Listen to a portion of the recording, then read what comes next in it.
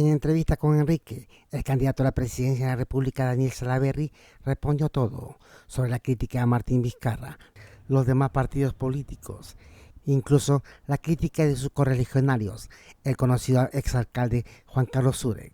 Esto dijo, aquí el video. Y con ese tema vamos a iniciar nuestra conversación con el candidato presidencial de Somos Perú, Daniel Salaverry, con quien conversamos. Él está desde Trujillo ahora mismo. ¿Cómo está usted, Daniel? Buenas noches. Gracias por estar con nosotros. Buenas noches, Enrique. Es un gusto poder conversar contigo. Bueno, primero, ¿cuál es su posición sobre la discusión en torno a la participación o a la mayor participación del sector privado en la importación y aplicación, en realidad, de vacunas? Hoy mismo la presidenta de CONFIEP, María Isabel León, estuvo pues en Palacio de Gobierno y reconoció, por decirlo de alguna manera, que por el momento el sector privado no traerá. Sin embargo, está este señor Sixia, que está diciendo que está trayendo pues un lote de vacunas de Sputnik. Y ya nosotros de hecho habíamos conversado con el embajador ruso la semana pasada y nos sorprendió pues que en ese momento él dijo que Rusia estaba dispuesta efectivamente a negociar con privados o con parte del gobierno regional. El argumento del presidente Sagasti es básicamente que estamos viviendo un periodo de escasez mundial de vacunas y que en estos momentos no se está viendo adquisición por parte de privados porque según lo que sostiene pues hay que priorizar al Estado en esta tarea. ¿Qué opina desde su perspectiva? Que aquí de lo que se trata es de vacunar a la mayor cantidad de gente posible en el tiempo más breve. Yo he sido siempre de la posición que el Estado tiene que garantizar el acceso universal, es decir, para los 33 millones de peruanos a la vacuna y de manera gratuita. Sin embargo, esto no es impedimento para que, de manera simultánea, la empresa privada que quiera vacunar, apoyar en la labor de vacunación al Estado y quiera vacunar a sus trabajadores pueda hacerlo.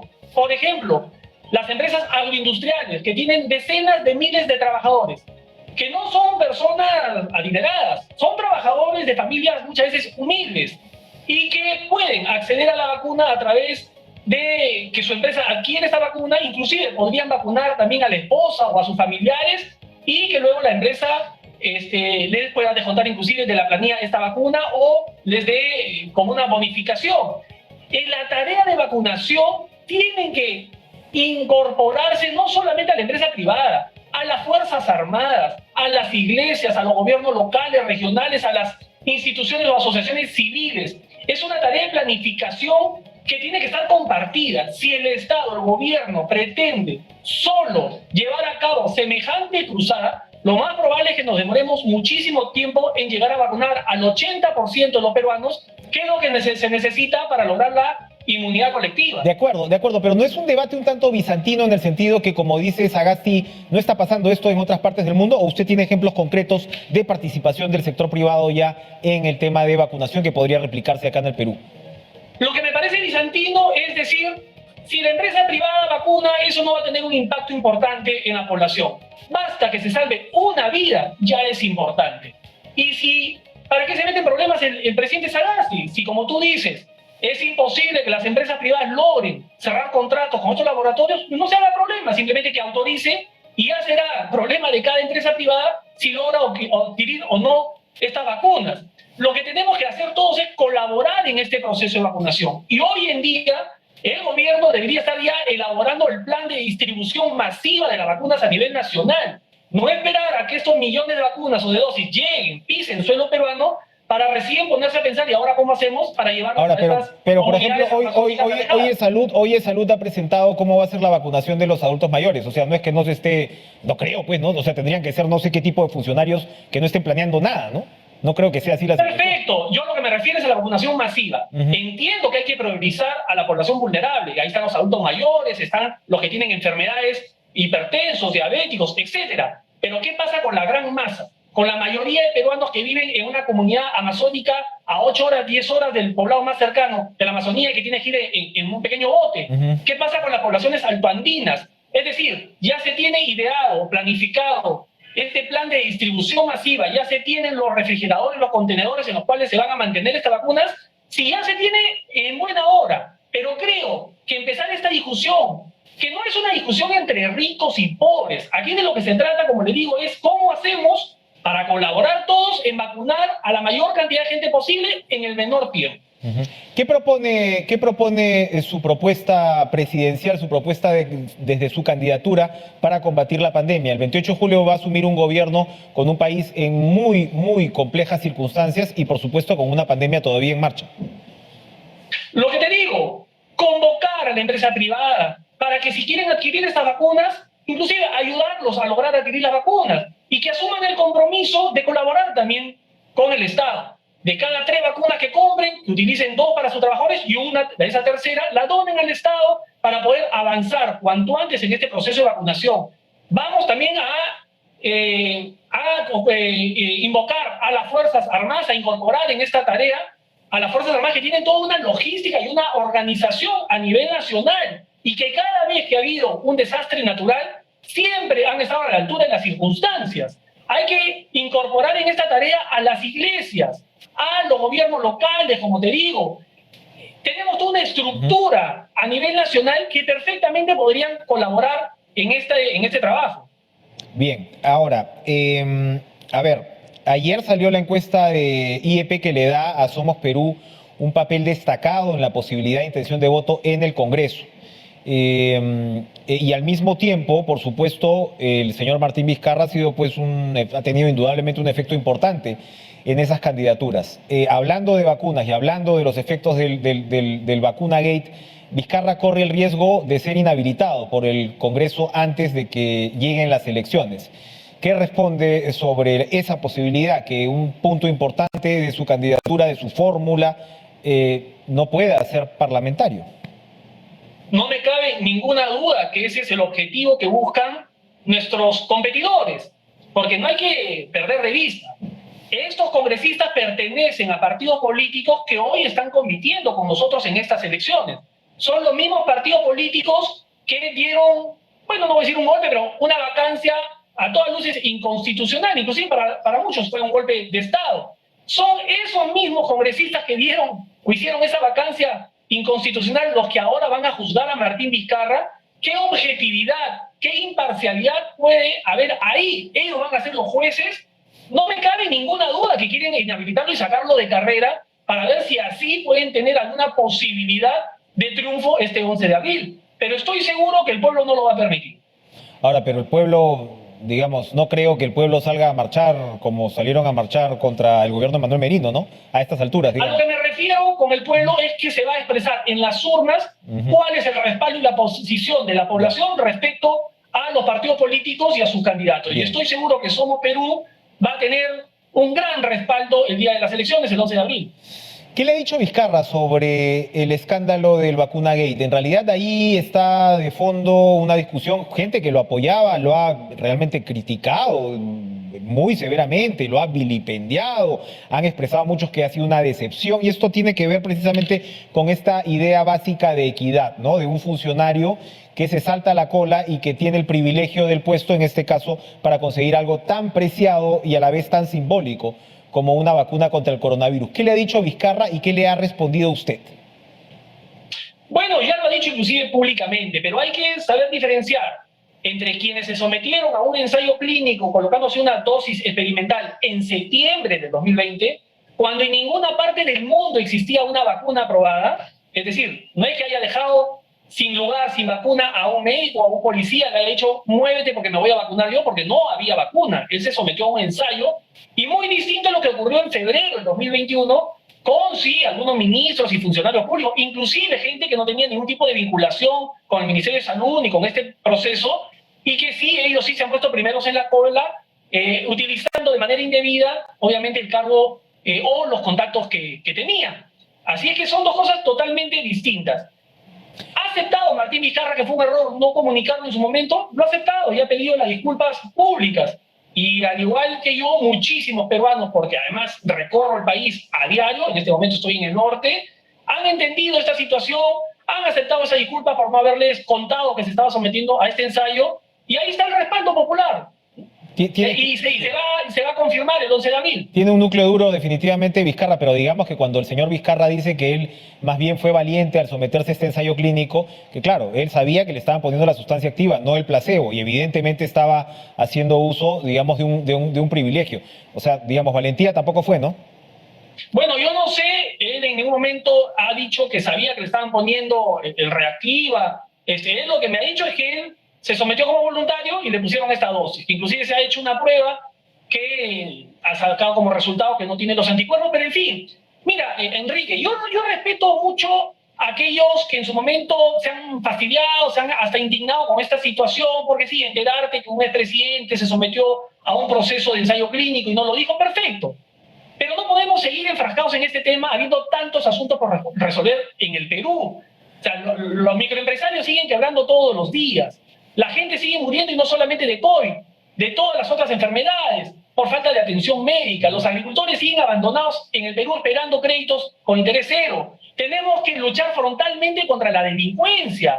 Tenemos que poner orden en nuestro país. No puede ser posible que aquí ya no tenemos una inmigración, tenemos una invasión de extranjeros que no vienen, muchos de ellos, a ganarse la vida honestamente, vienen a delinquir y no regularizan su situación migratoria justamente porque tienen antecedentes en sus países y por eso que no quieren acercarse a las oficinas gubernamentales a regularse. Ha sido controversial sus declaraciones precisamente sobre la migración venezolana. ¿Cómo revertiría usted esta situación?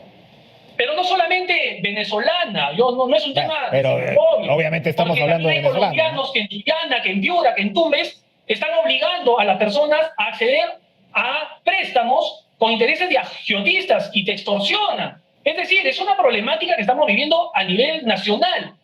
Yo conozco mucha gente extranjera, venezolana, colombiana, que trabaja honesta y decentemente en el Perú, que tiene regularizado su tema migratorio, con ellos no hay problema.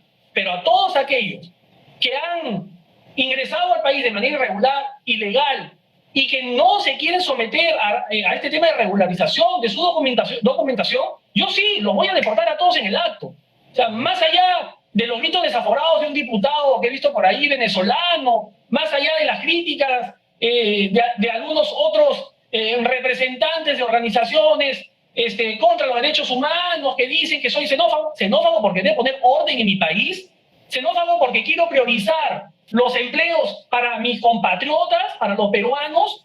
Eso no es xenofobia. Eso es poner orden, luchar contra la delincuencia. En ninguna parte del mundo una persona puede ingresar alegremente y hacer lo que se le da la gana en ese país. Ahora, usted tiene que respetar las normas y las reglas del país que lo ha recibido. Usted es el candidato presidencial, pero su candidatura misma, desde el eslogan, está identificada, muy hermanada con la figura de Vizcarra. Vizcarra no llevó a cabo ninguna de esas propuestas que usted señala mientras fue presidente. Bueno, el candidato a la presidencia soy yo y quien va a gobernar soy yo. Pediré consejo cuando lo necesite del presidente Vizcarra y estoy seguro que él me lo dará con todo gusto. Pero él también estará muy ocupado siendo presidente del Congreso, no me cabe ninguna duda. Y vamos a respetar nuestra independencia de poderes, pero vamos a trabajar en equipo y en conjunto en favor de los peruanos. Ahora, pero quien va a tomar las decisiones es el presidente de la República en ese tipo de cosas. No sé si Vizcarra vaya a ser presidente del Congreso, pero hasta ahora las encuestas no sugieren que usted va a ser presidente de la República. ¿Cómo va a hacer para voltear esta tortilla?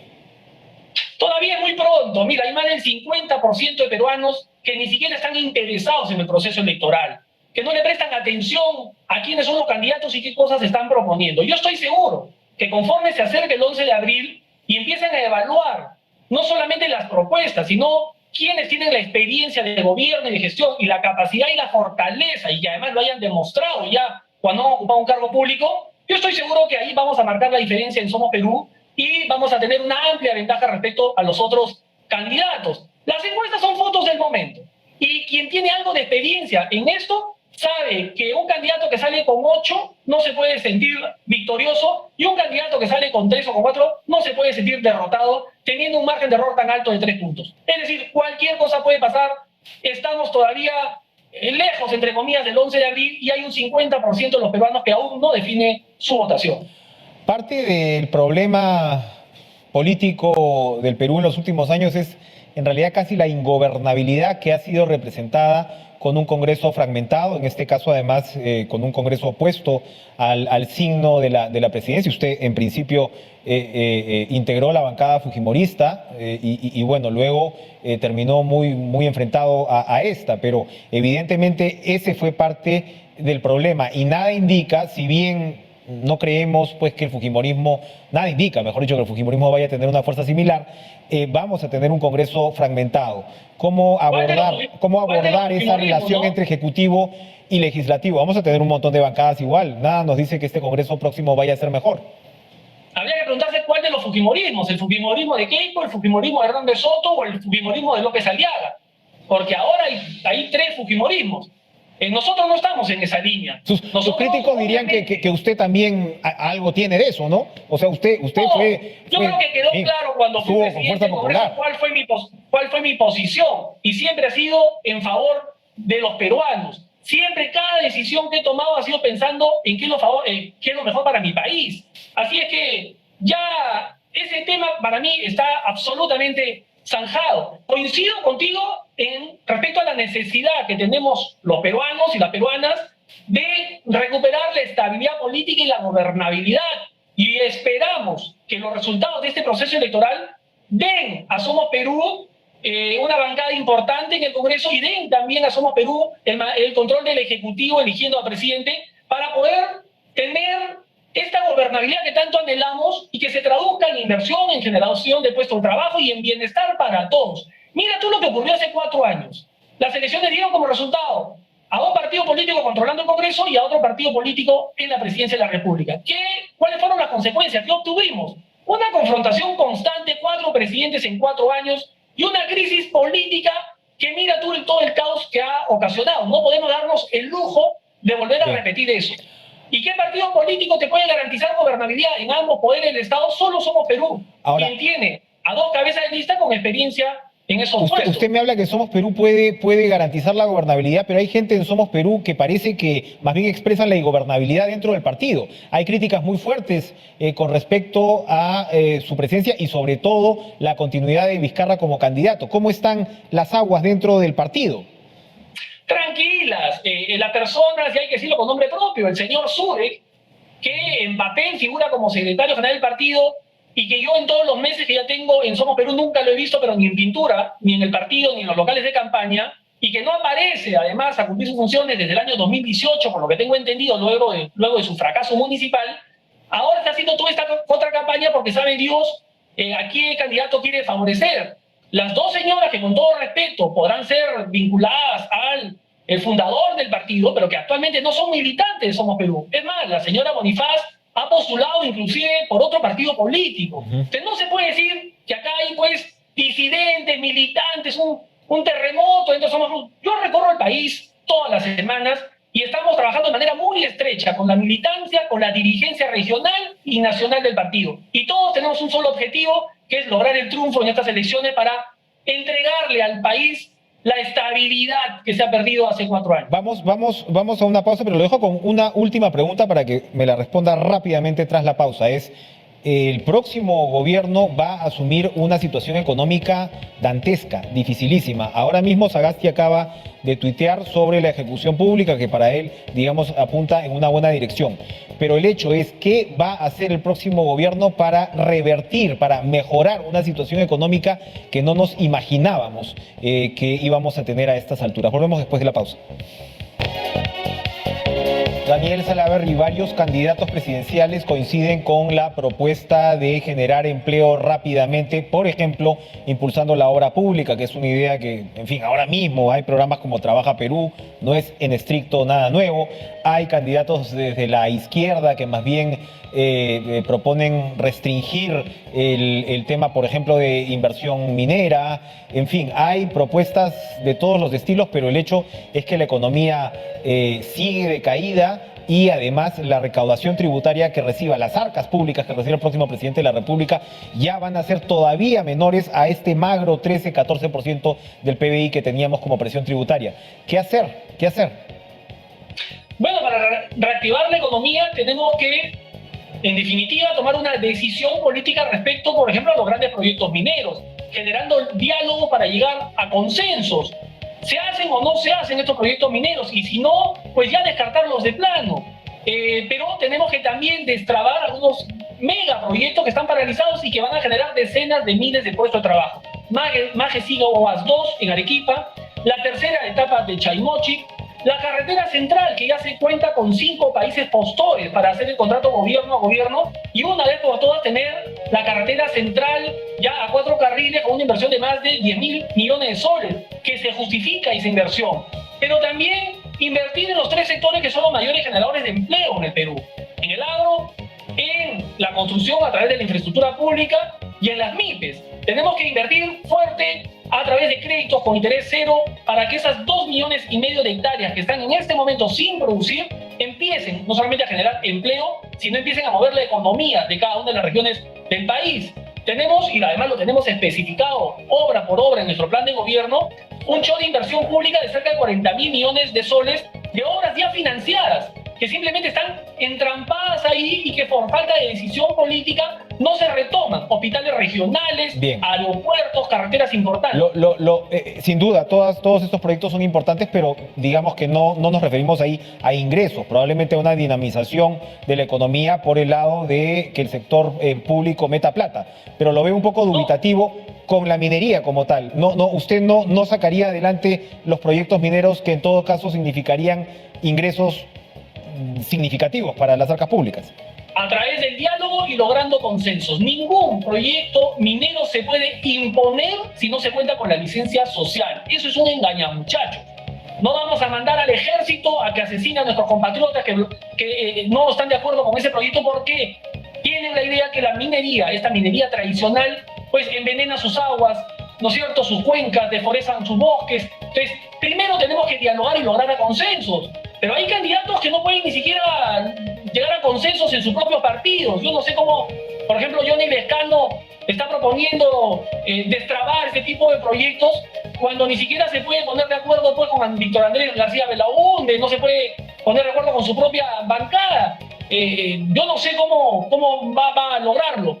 Yo sí creo que he dado claras muestras de tener capacidad de diálogo y de llegar a acuerdos y a consenso cuando fui presidente del Congreso, al punto de lograr una coalición que nos permitió enfrentar al fujimorismo. Inclusive me propusieron para que candidate en una reelección a la presidencia del Congreso. Entonces, bien, la capacidad de diálogo es fundamental. Pero si pensamos que vamos a imponer a la mala, a la fuerza, ¿no?, a pesar de que la población esté en contra de estos proyectos, este tipo de iniciativas, eso no va a ocurrir.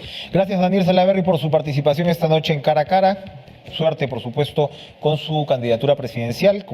Salaverry no cayó nada y mencionó que en la campaña hay 3 partidos fujimoristas. Saquen sus propias conclusiones. Para más noticias, ya te lo voy contando.